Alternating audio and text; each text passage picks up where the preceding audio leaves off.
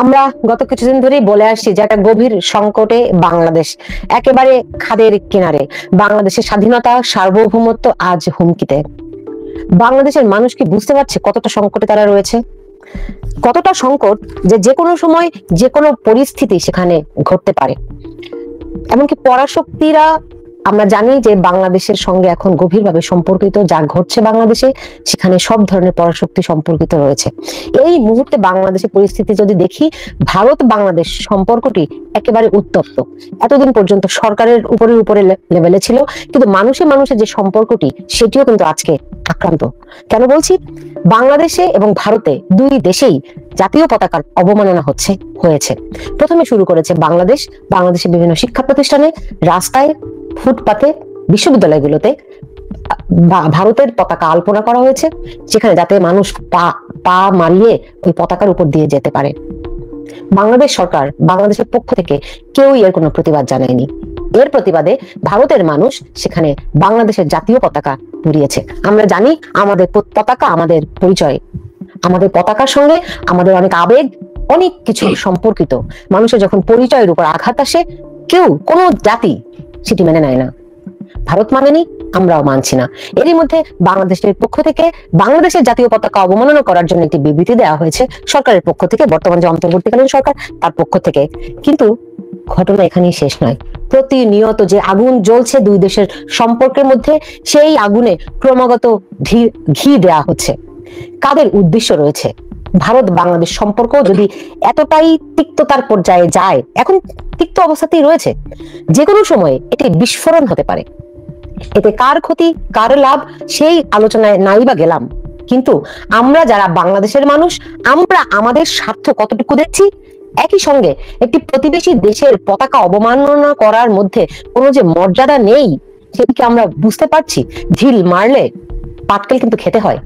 আমরা কি সেই পাটকেল খাওয়ার জন্য প্রস্তুত আছি? এই অন্তর্বর্তীকালীন সরকার দায়িত্ব নেওয়ার পর থেকেই প্রধান উপদেষ্টা তিনি ডক্টর মোহাম্মদ ইউনূস তিনি বলেছিলেন তিনি ভারতের সঙ্গে চোখে চোখ রেখে কথা বলবেন। আমরা দেখেছি পরবর্তীতে তিনি তার অবস্থান বদলেছে। আর এই গত 3.5 মাস 4 মাসে আমরা দেখেছি ভারত অসম্ভব রকম ধীর গতিতে পর্যবেক্ষণ করছে। কোন রকম প্রতিক্রিয়া তারা এখনো সেই অর্থে দেখা যাচ্ছে না। তারা দেখছে ঘটনা কোন দিকে যায়, কিন্তু তারা খুবই প্রস্তুতি নিচ্ছে। কিসের প্রস্তুতি?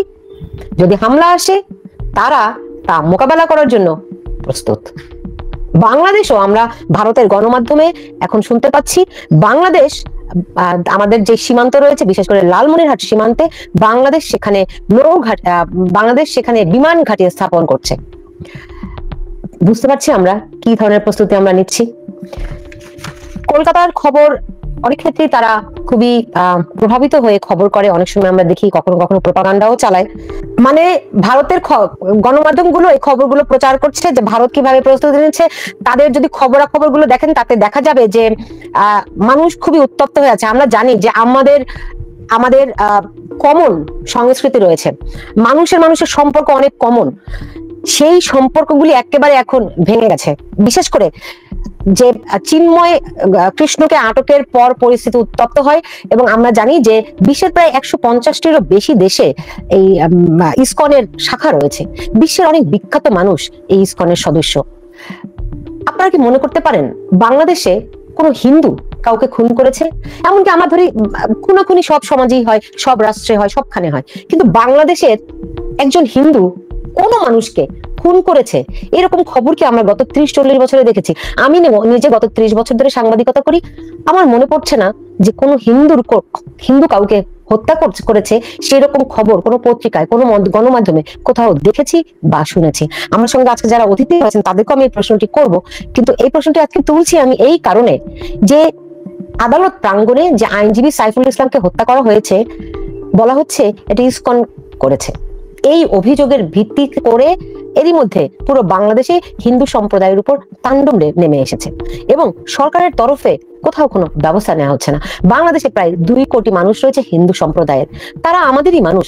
আমরা হিন্দু, মুসলমান, বৌদ্ধ, খ্রিস্টান, আমরা সবাই একই উদ্দেশ্য নিয়ে একটি স্বাধীন দেশ চেয়েছিলাম। একাত্তরে যা আমরা স্বাধীনতা অর্জন করি অনেক 30 লাখ শহীদের রক্তের বিনিময়ে, এবং আমাদের একটি উদ্দেশ্য ছিল বাংলাদেশ হবে একটি সেকুলার রাষ্ট্র, ধর্ম যার যার, কিন্তু আমরা আমাদের দেশের নাগরিক হিসেবে সমান অধিকার সমান মর্যাদার সঙ্গে এই দেশে বসবাস করব।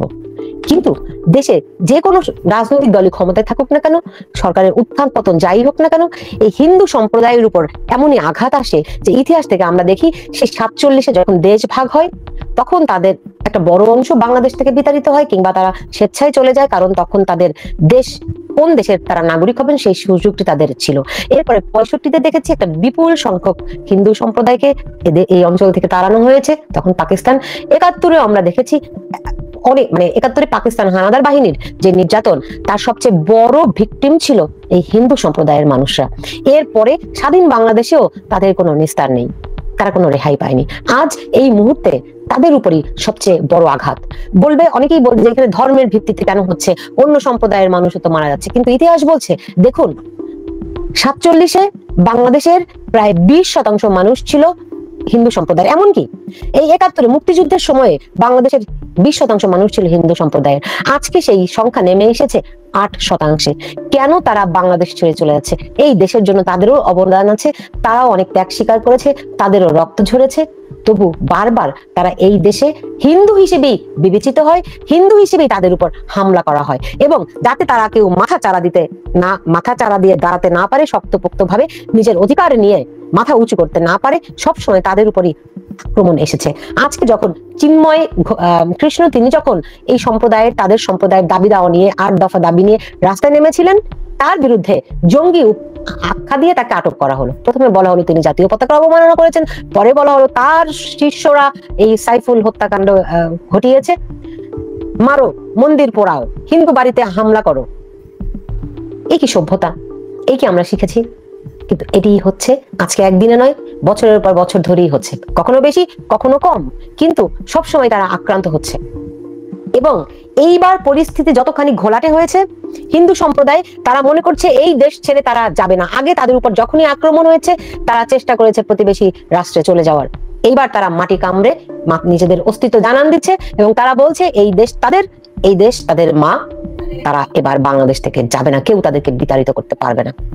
ফলে একটা মুখোমুখি অবস্থানে আমরা দেখছি যে কতগুলো ধর্মান্ধ মানুষ, মুসলমান, ইসলাম শান্তির ধর্ম হলেও এই মুসলমানরা এখন তাদের উপর যেভাবে করে নারকীয় আক্রমণ চালাচ্ছে, পৃথিবীর যে কোনো সভ্য দেশে এটি ভয়ঙ্কর। আজকে আমি বলেছিলাম যে কোন হিন্দু সম্প্রদায়ের মানুষ বাংলাদেশে কোনোদিন কাউকে খুন করেছে কিনা আপনারা নিজেকে প্রশ্ন করে দেখুন। যদি একটি উদাহরণ আপনারা আমাকে দেখাতে পারেন, আমি বলবো অন্তত একটি ঘটনা ঘটেছে, একবার হলেও তারা খুন করেছে। আজকে এই চিন্ময় কৃষ্ণকে ফাঁসানোর জন্য, হিন্দু সম্প্রদায়ের মাথা দমন করার জন্য, তাদের জবান বন্দি করে দেওয়ার জন্য, তাদেরকে বাংলাদেশ থেকে বিতাড়িত করার জন্য একটি খুনের যার কোনো এখনো তদন্ত হয়নি, তারা হত্যা করেছে, কিভাবে করেছে সেগুলি এখনো পুলিশের রিপোর্ট আসেনি, তাদের উপর চাপিয়ে তাদের উপরে নির্যাতন করা হচ্ছে, তাদেরকে জঙ্গি উপাখ্যান দেওয়া হয়েছে। পৃথিবীর 135টি দেশে, 150টিরও বেশি দেশে এই ইসকনের কার্যক্রম রয়েছে, তার একটি সেবামূলক প্রতিষ্ঠান, যেমন রামকৃষ্ণ মিশন রয়েছে, আরো এরকম অসংখ্য সংগঠন রয়েছে, শুধু হিন্দুদের নয়, বিভিন্ন গোষ্ঠীর মুসলমানদেরও রয়েছে, কিন্তু কখনো কাউকে জঙ্গি বলা হয় না।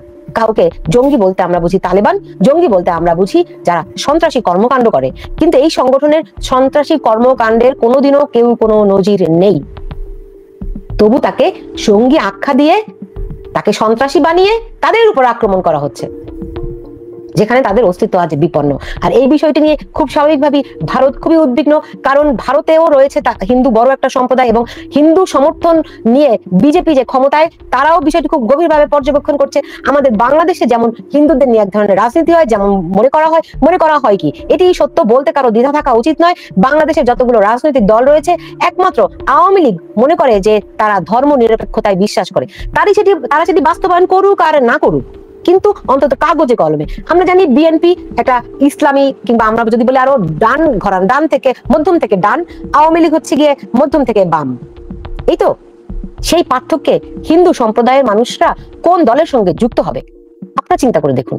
আমি একজন ধরেন আমেরিকান যদি হয়ে থাকি, আমি একজন ইমিগ্রান্ট হিসেবে আমি ডেমোক্রেটিক পার্টির সঙ্গে যাব নাকি আমি রিপাবলিকান পার্টির সঙ্গে যাব?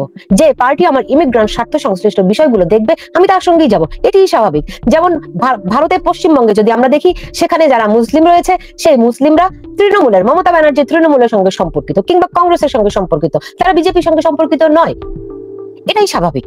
কিন্তু তাদেরকে এই হিন্দুরা আওয়ামী লীগ করে এই বিবেচনা করে এরকম অভিযোগ এনে তাদের উপর হামলা করা কি ন্যায়সঙ্গত? এই কথাগুলো বলার মতো বাংলাদেশে এখন কেউ নেই, কারণ এরই মধ্যে গণমাধ্যমের কণ্ঠস্বর রুদ্ধ করা হয়েছে।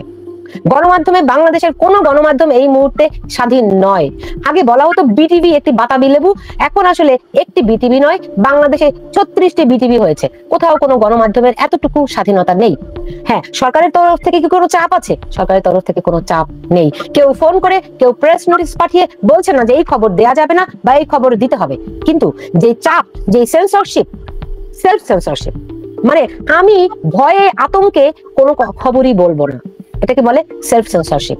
সেটি এতটাই প্রকট, বাংলাদেশে একজন সাংবাদিকও ভয়ে মুখ খুলে কথা বলতে পারছে না। দু একজন বলছে, যারা আবার বিগত সরকারের সময় ব্যাপক সমালোচক ছিলেন তারা কেউ কেউ বলতে পারছেন, কিন্তু সবাই বলতে পারছেন না। এটাই সত্য কথা, এটাই বাস্তবতা। কারণ বাংলাদেশে এই মুহূর্তে 150-রও বেশি সাংবাদিকের বিরুদ্ধে রয়েছে হত্যা মামলা, প্রায় 200-রও বেশি সাংবাদিকের অ্যাক্রিডিটেশন কার্ড বাতিল করা হয়েছে, এবং সরকার পট পরিবর্তনের সঙ্গে সঙ্গে গণমাধ্যমগুলোর পুরো বেসিক স্ট্রাকচার, যারা যারা আগে যেই পজিশনে ছিল তাদেরকে সরিয়ে ভিন্ন অন্য নতুন এখন যারা ক্ষমতায়, তাদের মতাবলম্বী সাংবাদিক যারা ছিলেন তাদেরকে দেয়া হয়েছে। ফলে যেটি হয়েছে, আমরা এখন বাংলাদেশের গণমাধ্যমে যা দেখছি এগুলি আবার বিটিভির মতোই, কোথাও থেকে কেউ কোনো সঠিক খবর পাচ্ছে না। আরো কিভাবে মানুষকে আতঙ্কিত করা হয়েছে দেখুন। প্রথম আলো, ডেইলি স্টার বাংলাদেশের প্রথম সারির গণমাধ্যম। আপনি তাকে পছন্দ করতে পারেন, নাও করতে পারেন, কিন্তু তাদের অফিসের সামনে বসে যেভাবে করে এই এই কয়েকটি সংগঠনের লোকেরা যেভাবে করে জিয়াফত করে, গরু জবাই করে, বিরিয়ানি রান্না করে, এগুলি কোনো সুষ্ঠু কথা? এগুলো হচ্ছে হুমকি। এটি বুঝতে কোনো রকেট সায়েন্স বোঝার দরকার হয় না, সাধারণ কমন সেন্স। কিন্তু বাংলাদেশের মানুষের এখন এই মুহূর্তে সেই ভয়ে আছে, আতঙ্কে আছে, এই কথাটুকু বলার মতো অবস্থা নেই। এখন এই কথা বলবে কি আওয়ামী লীগের দালাল। আরে ভাই, আওয়ামী লীগের দালাল বলে না, যেটা সত্য সেটা বলুন, সেটা শুনতে হবে। আওয়ামী লীগও একসময় গণমাধ্যমের কণ্ঠরোধ করেছিল, তাদের পরিণতি আমরা দেখেছি। এখন যেভাবে করে পুরো বিষয়টিকে ভারত বাংলাদেশ যুদ্ধের প্রস্তুতি চলছে, আমরা যে খবরগুলো দেখছি, বাংলাদেশে প্রস্তুত, ভারতও প্রস্তুত। আপনার কি মনে হয় বিষয়টি দুই দেশের মধ্যে সীমাবদ্ধ থাকবে? অবশ্যই নয়। আমরা যদি 71-এ দেখি, 71-এ ভারত রাশিয়া বাংলাদেশকে সাহায্য করেছিল, আমাদের যারা গেরিলা যোদ্ধারা ছিল তাদেরকে অস্ত্র দিয়েছে, আশ্রয় দিয়েছে। আমরা শক্তি নিয়ে, আমাদের মনোবল, স্বাধীনতা আকাঙ্ক্ষা আমাদের এত তীব্র ছিল যে আমরা স্বাধীন ভূখণ্ড পেয়েছি। এবং পাকিস্তানের পক্ষে ছিল কারা? পাকিস্তানের পক্ষে ছিল আমেরিকা, চায়না। 71 থেকে 24 পরিস্থিতি কি বদলেছে? এতটুকু বদলায়নি। এখনো এই যারা সরকারে এখন রয়েছে, যারা রাজপথে রয়েছে, তাদের পেছনে আছে আমেরিকা, চায়না। এগুলি এখন একদম দিবালোকের মতো পরিষ্কার। এবং ওই আঞ্চলিক অস্থিতিশীলতা তৈরি করা যদি হয়ে থাকে লক্ষ্য, তাহলে আমরা হচ্ছি কুরবানির গরু। আমরা কি আমাদের বাংলাদেশকে, বাংলাদেশের মানুষকে কুরবানির গরু বানাতে চাই? আমরা কি আমাদের দেশকে কুরবানি দিতে চাই? যেই পতাকার জন্য 30 লাখ মানুষ শহীদ হয়েছেন, আমাদের জন্য, আমরা যাতে করে মাথা তুলে দাঁড়াতে পারি, আমরা একটা স্বাধীন ভূখণ্ড আনতে পারি, সেই জন্য এত রক্তক্ষয় হয়েছে। একটা লাল সবুজ পতাকার জন্য এত কিছু করে আজকে আমরা অন্য আরেকটি দেশ আমাদের পতাকা পরাবে সেই দিন দেখার জন্য? নিশ্চয়ই নয়।